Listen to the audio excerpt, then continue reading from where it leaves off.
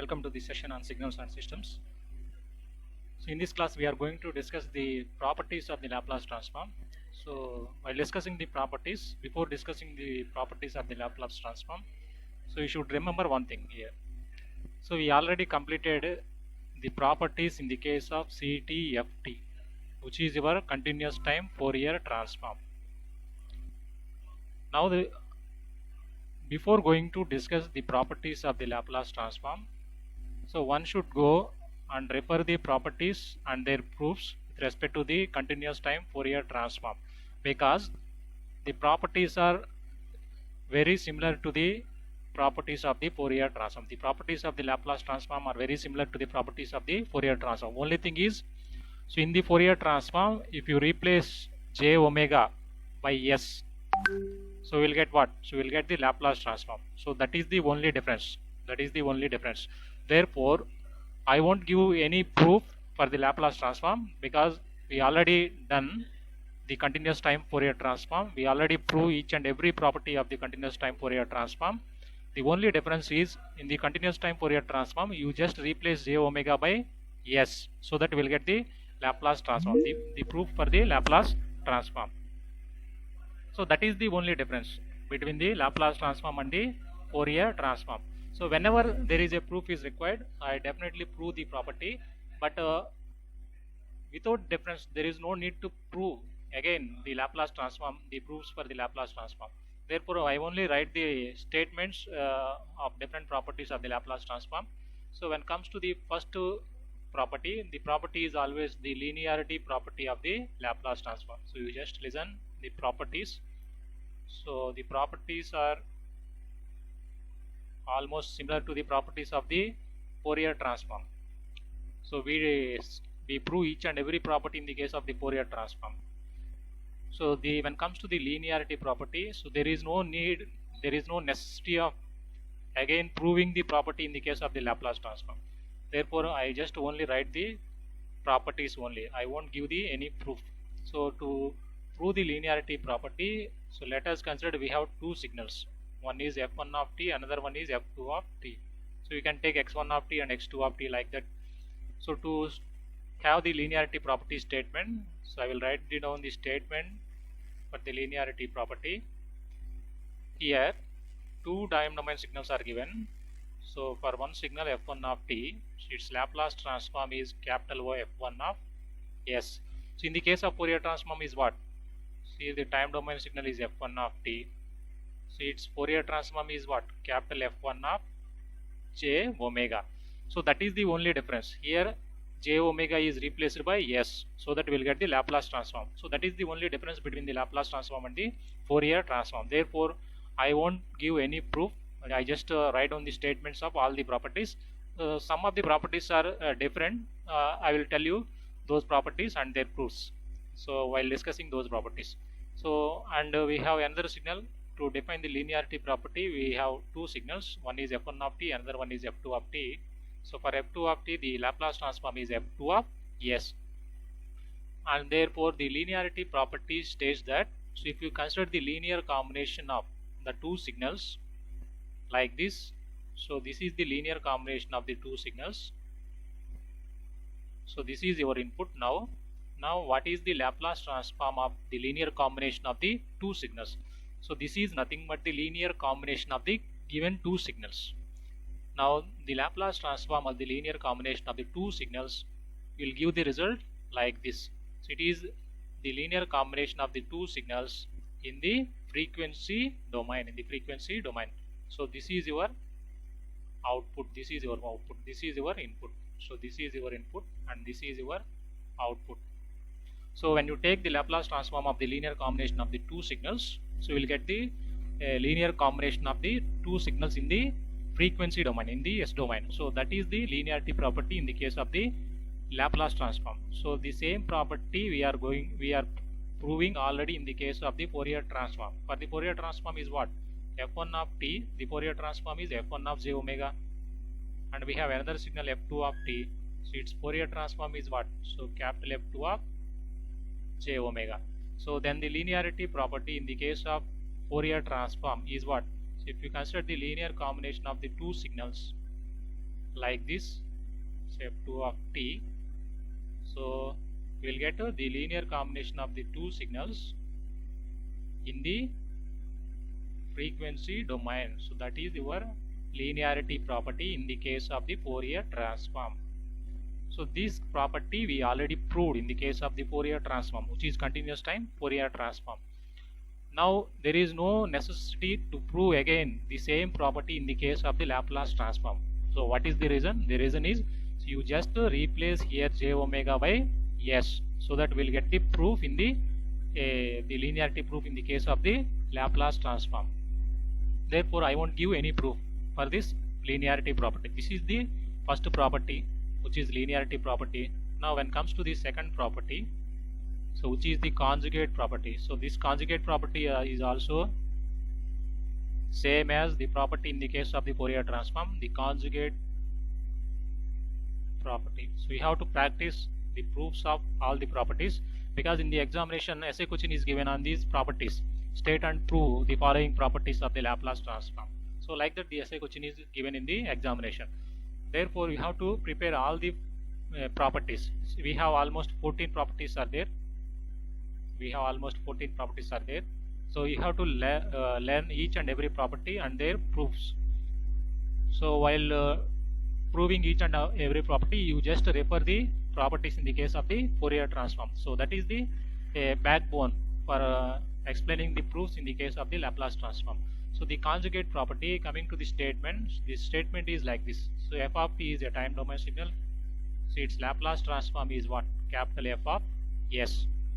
Then the conjugate property states that, so if you take the conjugate of the input signal, so which is your f conjugate of t, so we'll get what? So we'll get so f conjugate of, so s conjugate is the Laplace transform of the f conjugate of t. So this is your conjugate property. So this property is also, the proof for this property is also on the similar lines of the proof with respect to the Fourier transform. Therefore I won't give any proof for this property also. Whenever there is a difference in proof with respect to the Laplace transform and the continuous time Fourier transform, so definitely I will prove those properties. But these properties are very similar when compared to the Fourier transform, the conjugate property. Therefore I won't give any proof for this property also. Next, when comes to the third property, so the statement of the third property. So the third property is the time reversal property. So time reversal property of the Laplace transform. So the time reversal property states that, so this is the statement. This statement is if f of t is a time domain signal, so its Laplace transform is capital F of s. Both are Laplace transform pairs. Then the time reversal property states that, so if you take the time reversal of your input signal, that is f of minus t, so its Laplace transform is equal to, we have the reversal in the frequency domain also. So like that we will get the output. So this is f of minus s. So when you take the time reversal operation on the input signal, so we will get f of minus t. So its corresponding Laplace transform is also reversal in the frequency domain, that is f of minus s. Remember here, so while writing the Laplace transform of any signal, so besides that signal you have to write the region of convergence. So in the case of linearity property also, you have to write the region of convergence. So let us consider f1 of s, the region of convergence is R1. So R1 is the region of convergence of f1 of s, and here the region of convergence for f2 of s is, let us consider it is R2. Capital R2 is the region of convergence of f2 of s. So the region of convergence is very important while defining the Laplace transform of any signal. So you must mention the region of convergence besides that signal. So let us consider the region of convergence for f1 of s is R1 and the region of convergence for f2 of s is capital R2. Therefore the region of convergence for the linear combination of the two signals in the frequency domain is what? So it is a common region of f1 of s and f2 of s. So like that we will get the region of convergence for this linear combination of the signals in the frequency domain. So the region of convergence for the linear combination of the two signals in the frequency domain is nothing but the common region of f1 of s and f2 of s. f1 of s region of convergence is R1 and f2 of s region of convergence is R2. To get the common region, you just use the cap R1 cap R2. So that is the common region with respect to this signal, So when it comes to the conjugate property, the region of convergence, let us consider it is R, capital R, and the region of convergence for this signal also we have the same region of convergence. There is no change in the region of convergence for f conjugate of s conjugate also. So we will get the same region of convergence. So when it comes to the time reversal property, so for f1 of s, the region of convergence is capital R. So for f of minus s, so the region of convergence we'll get is minus R. Minus R is the region of convergence. So for f of s, the region of convergence is capital R. Let us consider capital R is the region of convergence of f of s. Therefore, the region of convergence for f of minus is what? So minus R is the region of convergence for f of minus s. That is your time reversal property of the Laplace transform. So when it comes to the fourth property, so the fourth property is the time shifting property. So I just write the time shifting property, no need to prove. So again and again, because we are already done the proofs in the case of the Fourier transform. The proofs for Laplace transform is also very similar. Only thing is you just replace j omega by s. Therefore, I won't give any proofs in the case of the Laplace transform. So you just practice all the proofs based on the continuous time Fourier transform. So the time shifting property states that, so if f of t is a time domain signal, its Laplace transform is capital F of s. So and the region of convergence for capital F of s is capital R. Capital R is the region of convergence. Let us consider capital R is the region of convergence of capital F of s. Then the time shifting property states that, so if you shift your input signal, either right hand side shift or left hand side shift, so let us consider the shift like this. So when you perform the shifting operation on your input signal, here I perform the left hand side shifting because it is plus sign is I am using, therefore it is left hand side shifting operation. You shift your f of t towards the left hand side by t naught units, therefore its corresponding Laplace transform, so you will get like this. So e power plus s t naught, so that is multiplied by f of s. Remember here, if it is plus here, we'll get a plus here. So if it is minus here, we'll get minus here. So this is your the Laplace transform of f of t plus t naught. This is your time shifting property, and the corresponding region of convergence is also same as that of f of s.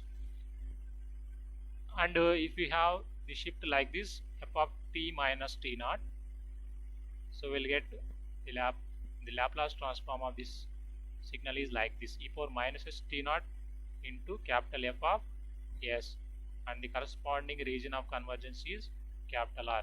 So the region of convergence won't change. Whatever the region of convergence for f of s, we'll have the same region of convergence for these two signals also. So this is about the time shifting operation, and here also I won't give any proof for time shifting operation because the proof is similar to the proof we did in the case of continuous time Fourier transform. So if I generalize this expression, so in general we have f of t plus or minus t naught, that is your time shifting operation. So the time shifting operation results, the corresponding Laplace transform is, so s t naught here plus or minus into capital F of s. So this is the time shifting operation with respect to the Laplace transform. So if you shift your signal either left hand side or right hand side shifting, so the corresponding signal in the frequency domain, so is multiplied by e power plus or minus s t naught into f of s. So this is the time shifting operation of in the case of the Laplace transform. So no need to give the proof because the proof is very similar to the proof what we did in the case of the continuous time Fourier transform. So unnecessarily don't waste time, therefore I won't give any proof with respect to the Laplace transform. Whenever there is a difference in the proof, I definitely give the proof. So next property is so what we call as the frequency shifting property. So this is your frequency shifting property in the case of the Laplace transform. So first I will write down the statement. So here f of t is a time domain signal. So its corresponding Laplace transform is capital F of s. Then the frequency shifting property states that, so if you multiply the time domain signal, so by e power s naught into t, so its corresponding Laplace transform in the s domain is shifted. So is shifted to the right hand side by the same units. Here the region of convergence for capital F of s is var, and the region of convergence for the signal in the s domain, which is the shifted version of f of s, is given by r plus we have the real part of s naught. So like that we will get the region of convergence. Here s naught is a complex number. Here I explain, let us see clearly the frequency shifting property. F of t is a time domain signal, so its corresponding Laplace transform is capital F of s, and the region of convergence for f of s, let us consider it is capital R. Now frequency shifting property is what? We have the shift in the frequency domain, we have the shift in the s domain. To have the shift in the s domain, you just multiply your f of t by this factor, so e power plus s naught into t, so that we will get the shift in the frequency domain, which is the right hand side shift operation, shifting operation.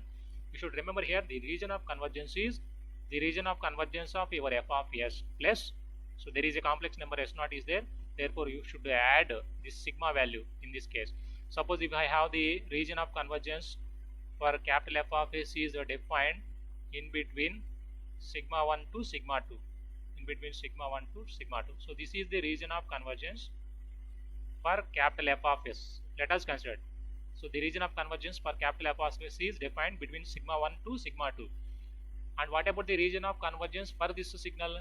You just add here with respect to sigma, you just add the real part of s naught on both sides to get the region of convergence of f of s minus s naught.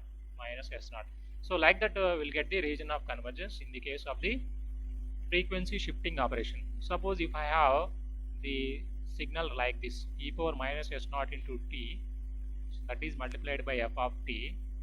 Here we have the shift in the frequency domain, which is the left hand side shifting operation. So like that we'll get the shifting in the left hand side.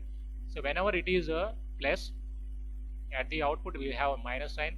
Whenever here the minus sign is there, so at the output we will have plus sign. So in that way we have to remember the properties, because the properties are very important. So one should have the command over the properties, then only we can easily solve the problems, then only we can easily get the solution of the given problem.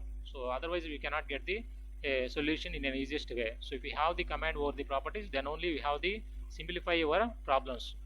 So this is the frequency shifting property. So this property is also we discussed in the case of the continuous time Fourier transform.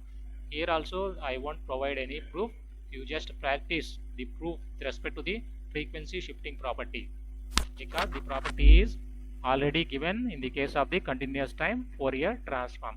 Therefore I won't give any proof with respect to the Laplace transform with the frequency shifting property. So next property we are going to talk about is the sixth property, which is the convolution in time property. This is very important property, the convolution in time property. So this is the convolution in time property, and the proof for this property is also similar to the proof in the case of the CTFT. Therefore here also I won't provide any proof, but the convolution in time property is very important in the case of the Fourier transform or in the case of the Laplace transform. In the case of Fourier transform it is very important, but when it comes to the Laplace transform it is not that much important. So the convolution in time property states that here we have two signals, f1 of t is one signal, so its corresponding Laplace transform is capital F1 of s, and we have another signal, so f2 of t, so its corresponding Laplace transform is capital F2 of Yes. Then the convolution of two signals in the time domain. So this is the convolution operation. Star is nothing but convolution operator. So the convolution of the two signals in the time domain. In the time domain, so we'll give the Laplace transform like this. The convolution in the time domain will give the multiplication of the two signals in the frequency domain. So this is the convolution in time property. So let us consider the region of convergence for f1 of s is r1 and the region of convergence for f2 of s is r2. Therefore the region of convergence for f1 of s into f2 of s is the common region of f1 of s and f2 of s. So this is the convolution in the time property. So remember this property, this is very important property. So the Laplace transform of the convolution of the two signals in the time domain will result the multiplication of the two signals in the frequency domain. How can you perform the convolution operation? So the convolution operation can be performed by this integral operation. Here f1 of tau into f2 of t minus tau d tau. So this is the formula we are going to use to perform this convolution operation. Now if you take the Laplace transform of the convolution of the two signals, we will get what? We will get the multiplication of the two signals in the frequency domain. The proof is similar to the proof what we did in the case of the CTFT, continuous time Fourier transform. So there I explained the proof for the Fourier transform, the convolution in the time. So the proof is very similar. Only thing is you have to replace j omega by s. That is the only difference. Therefore I won't provide any proof. You just practice the proof in the case of the convolution in the time property. So when it comes to the seventh property, which is the multiplication in time property, so this is the multiplication in time property. That means the two signals are multiplied in the time domain. So that is your multiplication in the time domain property. So I will write down the statement. So f1 of t is a time domain signal. So its corresponding the Laplace transform is capital F1 of s, and we have another signal f2 of t. So its corresponding Laplace transform is capital F2 of s, and the region of convergence for f1 of s, let us consider it is r1. So and the region of convergence for f2 of s, let us consider it is r2. So these are the region of convergence for f1 of s and f2 of s. Then the Laplace transform of the multiplication of the two signals in the time domain. Here I am going to multiply the two signals in the time domain, and I am going to find the Laplace transform of the two signals which are multiplied in the time domain, and the result is we have here the result is like this: 1 by 2 pi j and the convolution of the two signals in the frequency domain. So like that we will get the result in the s domain. Here also the proof is same, and here we have the region of convergence which is common region of f1 of s and f2 of s. So this is the multiplication in the time property. So once again I will repeat the multiplication in time property. So the multiplication in time means here we have to multiply the two signals in the time domain.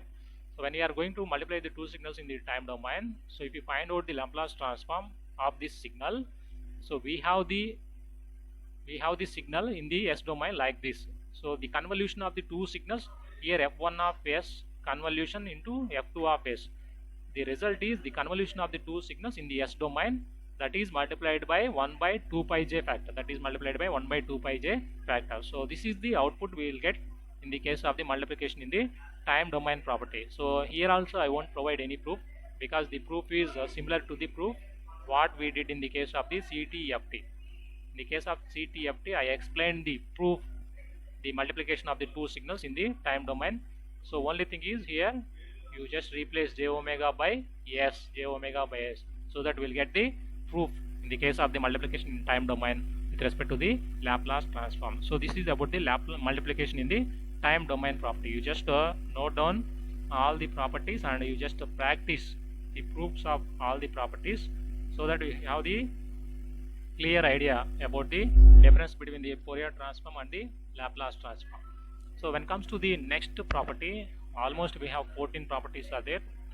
So when it comes to the next property, so the next property is, I already told you the next property in the last class, so which is the differentiation in time property. So the differentiation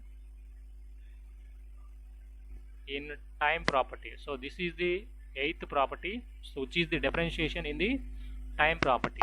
And the differentiation in time property states that, so if f of t is a time domain signal, so its corresponding Laplace transform is capital F of s.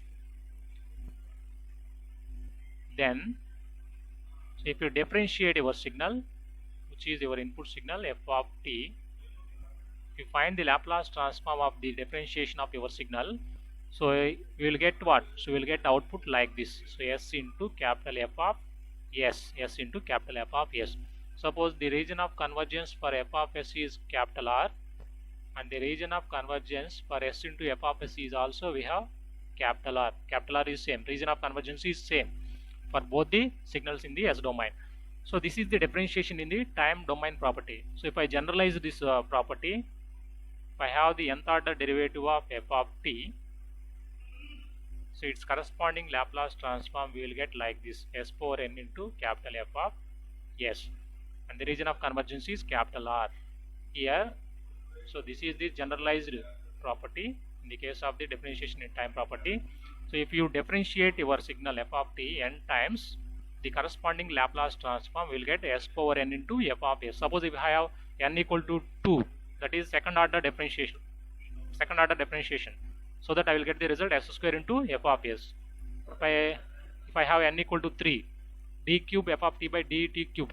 Now my output is s cube into f of s. So remember here, so whatever the result I will give here is the result in the case of the bilateral Laplace transform. Bilateral Laplace transform. But in the case of the unilateral Laplace transform, the result is different. So we will get here a different result in the case of the unilateral Laplace transform. So I will write down the result. So in the case of the unilateral Laplace transform, so if you differentiate your signal n times, so if you take the Laplace transform of this signal, so you should get result like this, s power n into f of s minus s power n minus n into f of 0 minus s power n minus 2 into f dash of 0 minus and so on. The sequence continues. So this is the differentiation in time property in the case of the unilateral Laplace transform. So but this is the result in the case of the bilateral Laplace transform. The differentiation in time property will give you different results for bilateral Laplace transform and the unilateral Laplace transform. Whatever the property I explained so far will have the same results with respect to the bilateral Laplace transform and the unilateral Laplace transform. So remember here we have 14 properties are there. So out of the 14 properties, except the 2 properties, so the remaining 12 properties will have the same results with respect to the bilateral Laplace transform and with respect to the unilateral Laplace transform. Only we have 2 properties. These 2 properties will have different results for bilateral Laplace transform as well as the unilateral Laplace transform. Among the 2 properties, one property is the differentiation in the time property. So it will give a different results for with respect to the bilateral Laplace transform and with respect to the unilateral Laplace transform. So one more property is the integration in the time property. Here this unilateral Laplace transform is very important. So we have to remember this formula. So this is very important formula, the differentiation in time property of the Laplace transform. So the Laplace transform of the nth order derivative of the signal f of t will give the result like this. Here a capital F of s is what? The Laplace transform of the time domain signal f of t. And here f of 0 minus is what? Evaluate f of t at t equal to 0 minus. Here f dash of 0 minus is what? We have to differentiate your signal one time and evaluate the result at t equal to 0 minus. So like that we will get the sequence in the s domain. So this is the unilateral Laplace transform, which is the differentiation in time property of the unilateral Laplace transform. Remember here we have 14 properties. Out of 14, 12 properties is having same results with respect to bilateral and unilateral, and we have 2 properties which gives the different results. Among the 2 properties, one is differentiation in time property. So the proof is similar in the case of the CTFT. So what we did, the differentiation in time property in the case of the Fourier transform, Same proof we have done here also. Only thing is, so you just replace j omega by s, so that we'll get the differentiation time property in the case of the Laplace transform. So when they are asking proof, you just prove this. One. No need to prove this one. No need to prove the unilateral Laplace transform property. Only you have to go for the proof for the bilateral Laplace transform. So I explained the differentiation time property in the case of the Fourier transform. You just go the proof in the case of the Fourier transform. The same proof holds good for the differentiation in the time property for the Laplace transform. The remaining properties I will explain in the next class.